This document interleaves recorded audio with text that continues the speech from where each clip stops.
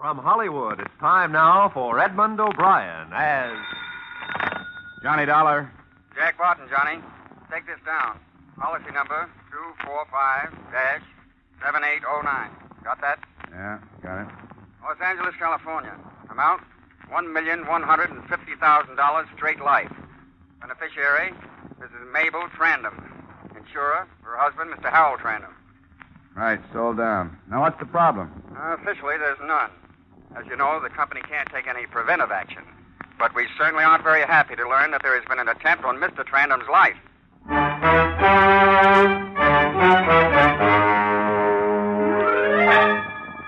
Edmund O'Brien in another transcribed adventure of the man with the action-packed expense account, America's fabulous freelance insurance investigator. Yours truly, Johnny Dollar.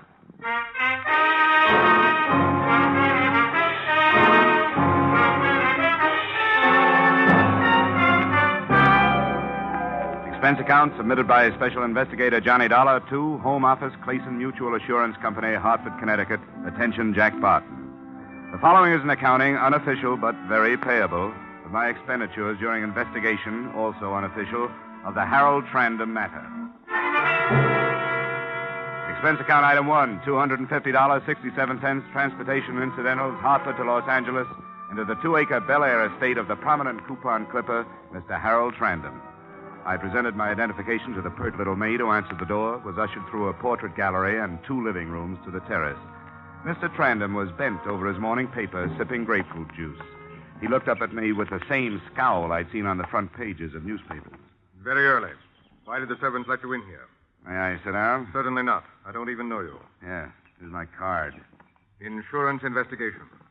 I suppose you think I can't pay my next premium. Mr. Trandem, we have no doubt as to your credit rating. This is a much more important matter to you. Financial? In a way. Now, what is this important matter? Your life. I understand there's been an attempt on it. That's my own affair. Strictly my own affair. I made adequate provisions. If your company is worried about my life, I'm very touched. But I assure you... Don't misunderstand, Mr. Trandem. I'm only interested in your welfare unofficially. The company takes no preventive action of any sort. However, as a friend of Jack Barton, who's head of the Hartford office of Clayson Mutual, I'm here to try to see that no further attempts occur. Unofficially or officially, I'm well taken care of, thank you. Oh, that's that then. Sorry. Must have been a long trip from Hartford. Yes, it was. I should offer you a drink, I suppose. Well, it's a little early for anything hotter than orange juice for me. My doctor makes me drink this lot. Grapefruit juice. No rest.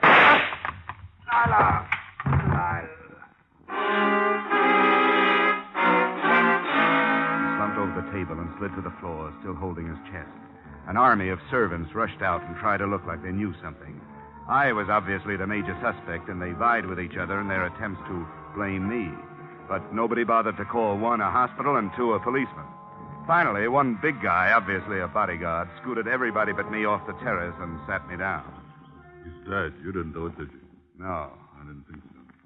But if I go back to the boss and tell him Trandem was knocked off right in front of my eyes, I'll get the axe, you know what I mean? Yeah, I know what you mean.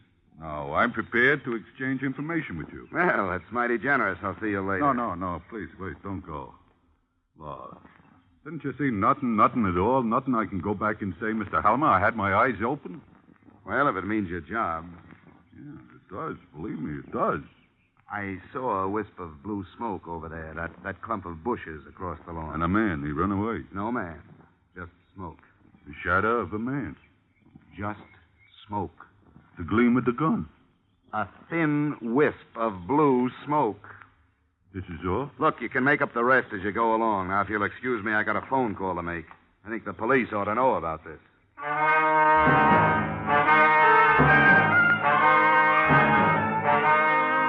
When the sirens arrived, they examined the brush and found a few bent twigs among the straight ones. Nothing to go on. They set about examining all the servants, searching the house, but their efficiency got them nowhere. By the time they left, they had collected no information at all. The only thing they had succeeded in doing was to make Mrs. Mabel Trandem lock herself in her room for a good private cry. It was after the police left that I remembered the last word of Mr. Harold Trandem. Lila. Hating unsolved mysteries as I do, I knocked quietly at Mrs. Trandem's bedroom door instead of hopping on the next DC-6 for Hartford. Go away. Please, Mrs. Trandem, I'd like to talk to you. I don't want to talk to anybody. Go away. I'd like to talk to you about Lila. Who did you say? I'm Johnny Dollar. I'm at the What about Lila? May I come in?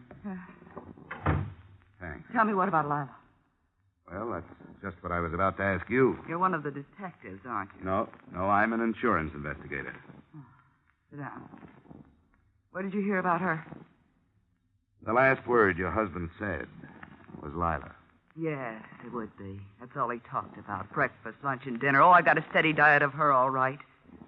What did he say about her? Nothing. He just said Lila. I suppose his insurance money won't be paid now that he was murdered. The fact that he was killed won't interfere with the payment, Mrs. Trandem. The way it looks now, you'll get your money with very little trouble. Because that's all he left me, mister. Me and the Jesse Frederica rescue mission. Money. I've got a closet full of coats and so many dresses I run out of hangers, and I've got shoes piled to the ceiling. And if I wanted to go out, nobody was nicer than he was about it. He'd see that one of the boys from his office took me wherever I wanted to go. He was real good to me, mister. He picked me up in a cafe where I was working as a waitress. He picked me up and gave me all this. And still I hated him. Maybe I'd better go. No, don't go. I gotta talk to somebody. Insurance, huh? How much was it? $1,150,000. Pretty big tip for just a cup of coffee, wouldn't you say? He didn't have many friends, did he? Nobody, mister. Not a friend in the world. You could comb the city from one end to the other for somebody to say a nice word about him. The closer you lived with him, the more you hated him. It'll be pretty tough, I guess, to find out who did it. It wasn't one person. It was the whole city. The whole world. Everybody got together and said we got to clean the rot out of this territory, and they hired somebody and did it. Take it easy, Mrs. Trandem. Don't call me Mrs. Trandem. Mabel, what? Mabel Harriet McGrandy. You know what I'm going to do? How much did you say it was? $1,150,000. I'm going to get out of here and into a little apartment and have a couple of cats. I always wanted a couple of cats, but he couldn't stand them. I couldn't have any. Siamese I'm going to get. Where can I find Lila? I didn't tell the police about her. Why should I tell you? No reason. I'd just like to know. Lila Winnie. She lives at the Village High Hotel. She's very lovely. Very refined. I suppose maybe she was the only one who liked him. Hey, when you get through there, come back and talk to me some more, will you?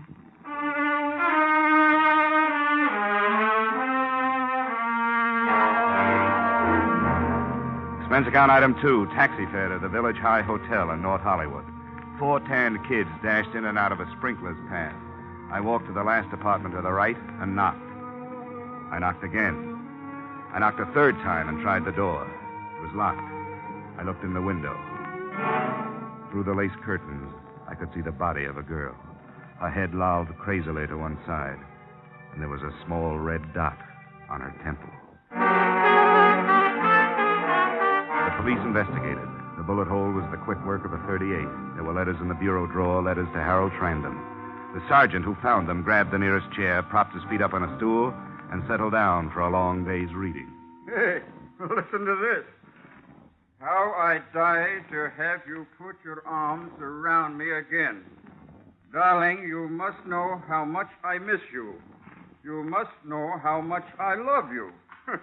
And then she takes it from there. All right, Sergeant. You've had your kicks for today.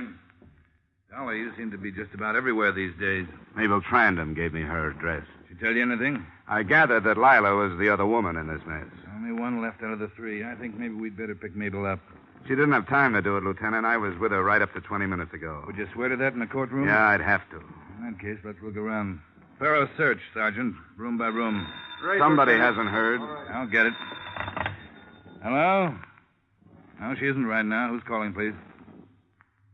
I see. No, I don't think she will. I'll tell her. Yeah, goodbye. Jesse Frederica Mission calling. We wondered if Miss Wenig was going to be down today. She hasn't been down since last week. The boys miss her. Bet they do, all right. I understand she was quite a charitable girl, devoted a lot of her time to the down and outers. The Jesse Frederica Mission. Huh. See you later, Lieutenant. Where you going? Well, I think I've heard that name somewhere before. I'm going up another blind alley. If I pick up anything, I'll give you a ring.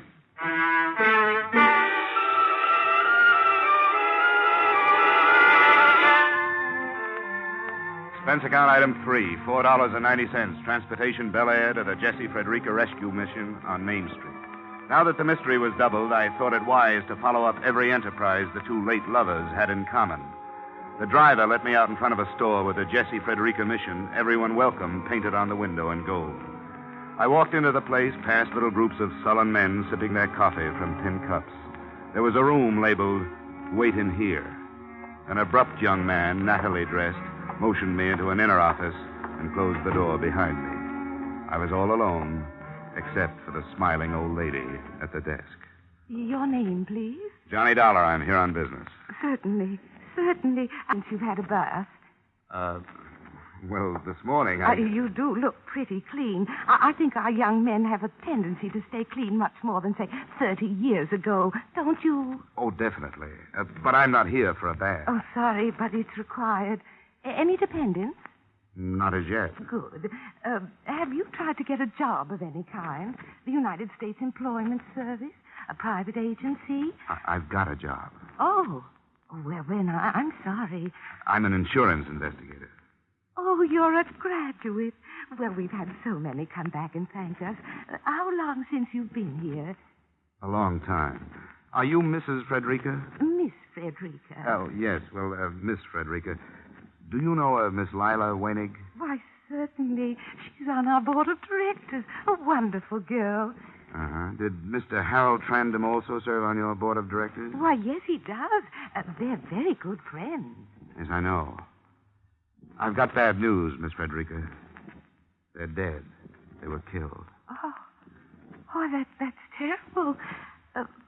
An automobile? No. How did it happen? Murder. I'm an insurance investigator. If I could stay here for a while, I might be able to learn something of importance. What about it? Well, I don't know. We've never done anything like this before. I promise I'll take that bath. Can't you just pretend I'm one of your boys? Well, perhaps I could, Mr. Dollar. Perhaps I could, Mr. Dollar. You just use all the hot water you want to.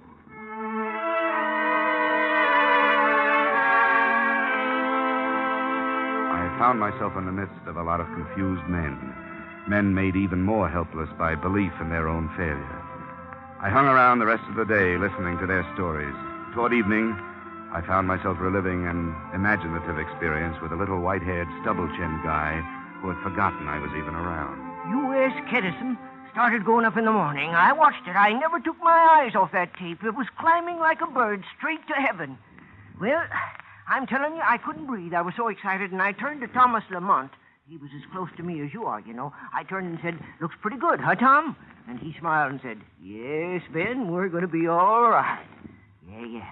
2 more points. 2 points more, my friend, and I wouldn't be standing out here, I'll tell you that. Didn't make it, huh? Oh, I'm not worried. I'll do it again someday. Man who's made it once can make it again. Yeah. Why, say, I know a man, he was much worse off than I. He had less than nothing. He owed the world. And he came back and made the biggest fortune on the whole exchange. Maybe you heard of him. Director of this charity. Killed recently. Harold Trandem.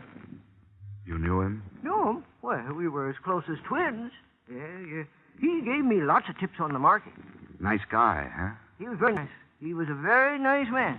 Oh, he was gruff sometimes, but kind. A really good heart. And when he took up with that woman, she was a director here, too. They killed her, too, you know. You knew that, didn't you? Yeah. Yeah. Well, when they took up together, I knew she'd kill him. She didn't kill him. Well, the other way around, then. No, it wasn't that way either. Well, you know. No. I always heard he wasn't very well liked. Oh, he had lots of enemies. You see that fellow over there? No, the one leaning against the wall. Oh, the one with the brown sweater? Yeah. He hated him. Oh, that was a real big thing, that hate was. What's his name? Sanderson. Bill Sanderson. What happened was, years ago, they was partners, the two of them. Bill Sanderson and Trandem. Yep. Trandem did Sanderson out of his brokerage business and sent him down to Skid Row. I guess Sanderson was only one of many. Oh, sure, he had his enemies, Trandem did. But Sanderson, he was the one who introduced me to Trandem, you know. Sanderson hated him worse than anybody.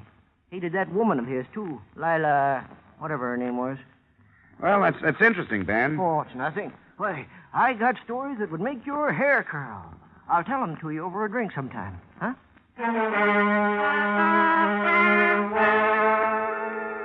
I had noticed Sanderson watching me out of the corner of his eye. He was a big man of indeterminate age, rolling a toothpick around in his mouth. I walked to the cafe down the street, had a bite to eat, and came back to the mission. A crowd was gathered in one corner, talking excitedly. I moved through to the front row and looked down. There was little Ben, lying dead on the floor. I moved back through the crowd and right into Bill Sanderson. Dollar, maybe you better come along with me. The sliver of shining metal in his hand convinced me to come along with him. There didn't seem to be a great deal of choice. He stopped me in front of a door 3 buildings down, opened it, shoved me in, and closed it again. Inside, it was not quite pitch black. I'm glad to meet you, Dollar. Any friend at Trandem's is a friend of mine.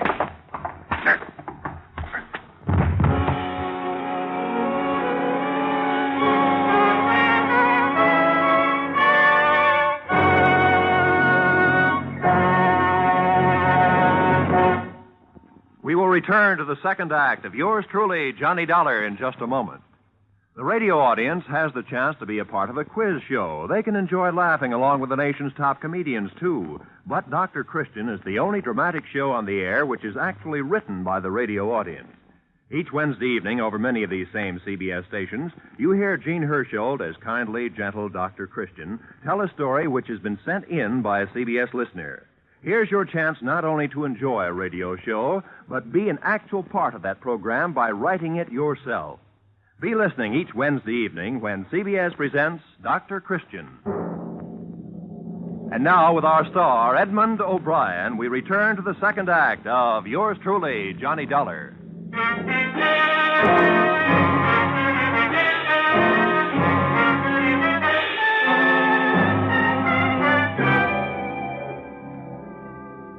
I don't know how many times Sanderson tried to use his knife. Perhaps he was getting too big a kick out of wearing me down to use it at all. Then I was able to maneuver him around with his back against the light from the street. I grabbed his arm and smashed his fist against the wall. It was the fist with the knife, and when it dropped to the floor, I went about my work with a new zest. You just picked on the wrong guy, sir. Come on, get up. Okay. Come on. Take it easy. Get up, Sanderson. Get up. Stand up straight. Hey, come on now. What about it? Lay off, huh? I got a lot of questions about how you killed Harold Trandem and Lila Weinig and Ben. They found out, didn't they? Out of my way! He pushed me aside and went out the door, melting into the population of Main Street. For me, the mystery was over and the manhunt had begun. Got away, huh? Yeah. He played possum and I fell for it. Yeah, we got all the cars on the lookout. Too late to stake out the neighborhood. We'll get him. You can go on home. No, I'll stick around just for laughs. I've got kind of a personal interest in this case. So I see. It didn't do your face much good. I think I'll drop over to the widow's house. Oh, Mrs. Trandem? Yeah, she asked me to drop back to keep her company. With Sanderson on the loose, she may need more company than she thinks.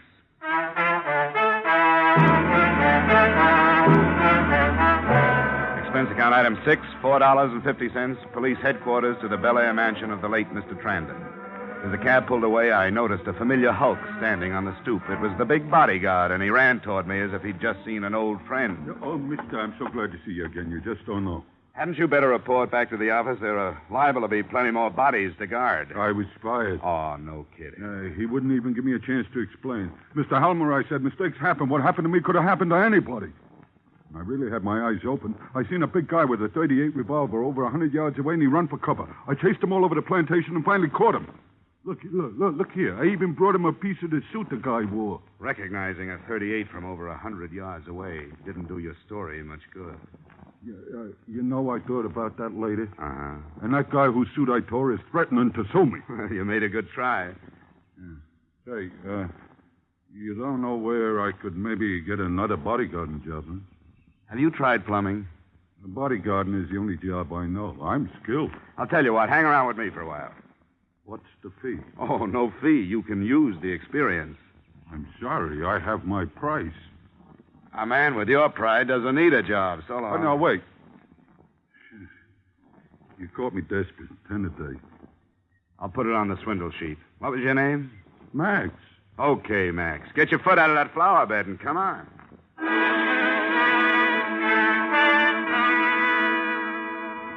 My earnest protector and I went up the grand staircase led by a butler, Max keeping a good 6 paces behind me like an Arabian bride. The butler went through a door, leaving us to wait in the hall. When he came out, he whispered to me to wait. He went downstairs. I opened the door, leaving Max on the outside, and walked in. Mrs. Harold Trandem, who preferred to be called Mabel, was fingering the ears of a white cat on her lap. Isn't he beautiful? He's lovely. I want to ask you about a guy I ran into a few hours ago. Do you happen to know Bill Sanderson? Bill Sanderson? No, I don't. Blonde or dark? You know, you aren't the lonely little girl I remember talking to this morning. What makes you so happy? I'm going away. Where? Somewhere. How much did you say that policy was for? A lot of money. You can mail it to me. You going alone? All alone. Pretty girl like you alone all this time? Hard to believe. Oh, it'll be different now. You'll see. I've got my next guy all picked out. In my mind, I mean. He'll marry me for my looks and my money, but mostly for my money. Then I can be boss for a change. You wouldn't mind if I took a small look around the room, would you? Keep your hands off things that don't concern you. I know all about search warrants. I'll bet you do. But keeping letters like this on your dressing table isn't playing it too smart. You keep your hands off my personal mail. Signed by Bill Sanderson. You shouldn't leave things like this around. I don't know what you're talking about. Mabel, I should have known that a girl with your looks wouldn't just sit around with her crocheting while her husband gallivants about town. You better get packed. Those tickets on the table are for the 6 o'clock plane. It's 4:30 right now. Don't worry, Mr. Dollar. I'll make the plane. You keep everything handy, Mabel. Point that the other way, would you mind? We'll make that plane. Bill has wonderful plans. There's Rio and Argentina and all those South American countries. Nobody's going to stop us now. So you paid Bill the... I paid Bill nothing. He killed Harold because he loved me. Should have married him in the first place, but he didn't have the money, and that was important to me then. I met him too late. I met him after Harold had torn every penny and every bit of self-respect out of him. He's killed a few more since you last saw him. It's been one after the other. I don't suppose you've heard about Lila Wenig and poor little Ben down at the mission. You're a liar. It'll be in this evening's papers. Or better yet, you call the police department. You're going off with a mad dog. He's tasted blood and he doesn't know when to quit. You've got over $1 million. Take my advice, Mabel. Find yourself another guy. Get out of my way. You're an accomplice to one murder. Don't try for 3. Get out of my way! I always bow to firearms. This is the room with the outside lock. Goodbye, Mr. Dollar. Max! Max! Hey, boss, what happened? Where were you? Oh, I was catching a few winks. Tired? I thought I'd die. That's being on the job, Max. You're fired. Why? What'd I do? A young lady and a killer are about to embark for South America, and you ask what you did. Here's your 10 spot. Try the want ads. I ran down the stairs, brushed aside the butler, and opened the front door just in time to see Mabel's car pull out of the garage and grind over the gravel to the gate. Through the rear window, I saw her suitcases piled high in the back seat. I rushed back into the house and grabbed the phone.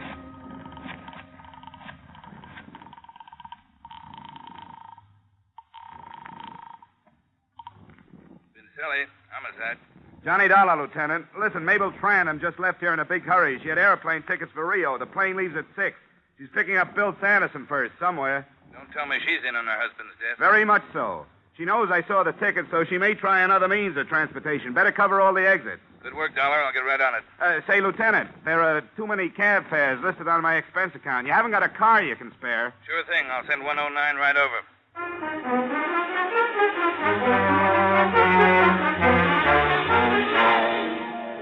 He sent 109 right over. We got to International Airport in time to check the passenger list. Sure enough, there was a name, Mabel Trandem. We waited till departure time, and I felt a little like Drew Pearson must when his predictions come true. She didn't show, Dollar. I better check with headquarters to see if she's been reported at the railway stations or the bus depots. Smartest thing she could do now would be to pick up Sanderson and head for the border by auto. I've already sent out a roadblock notice. Well, your job is done, Dollar. Why risk your neck? This is one I don't want to just read about. And then there's the matter of $1 million policy. Before we're through, we might have to dig up the second beneficiary.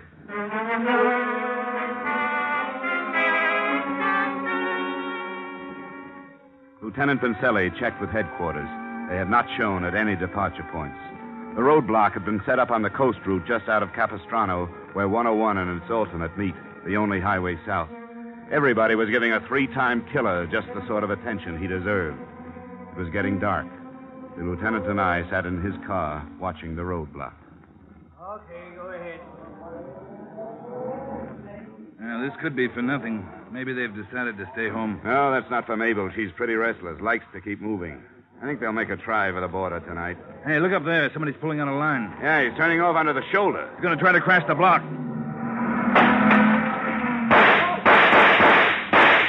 Okay, let's go.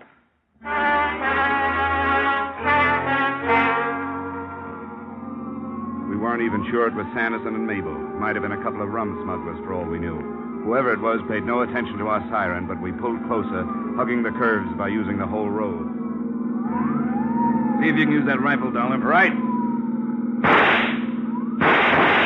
There goes the tire. They're out of control.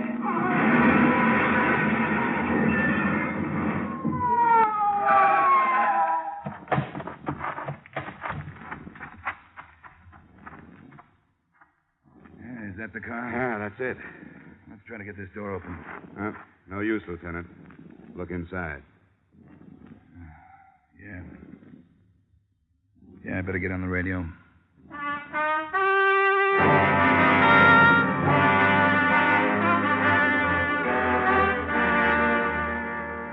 Expense account item 7, another cab fare, $4 from my hotel to the Jesse Frederica mission.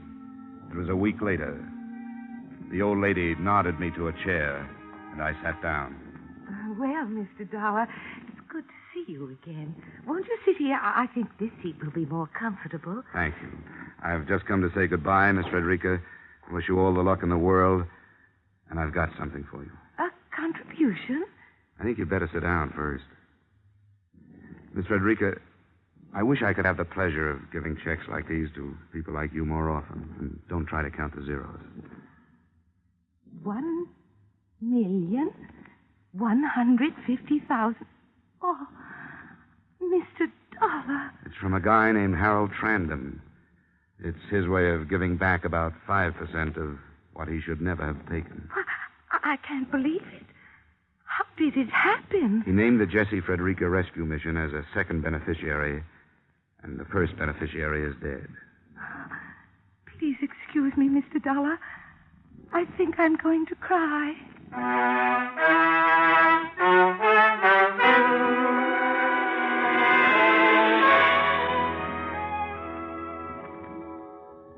She did. As quietly as possible, I got up and left. I walked out onto Main Street, down past the little shops, the surplus stores, the shoe shine parlors, and the all-night movies. And I couldn't help thinking, $1 million can buy a lot of turkey dinners. Expense account total, $736.82. Yours truly, Johnny Dollar.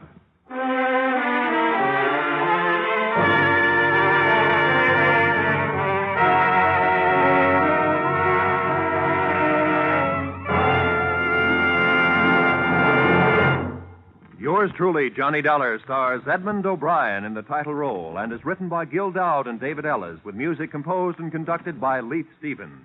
Edmund O'Brien can soon be seen starring in the Columbia Pictures production, The Los Angeles Story. Featured in tonight's cast were James Eagles, Ted Osborne, Ed Max, Gloria Blondell, Raymond Burr, Ida Reese-Marin, and Junius Matthews. Yours truly, Johnny Dollar, is produced and directed by Jaime Del Valle.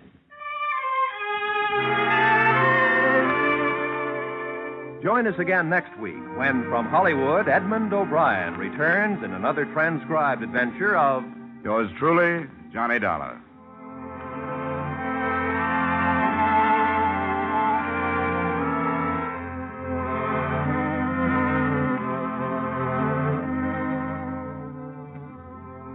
This is CBS, where Wednesday night is Bing Crosby night. The Columbia Broadcasting System.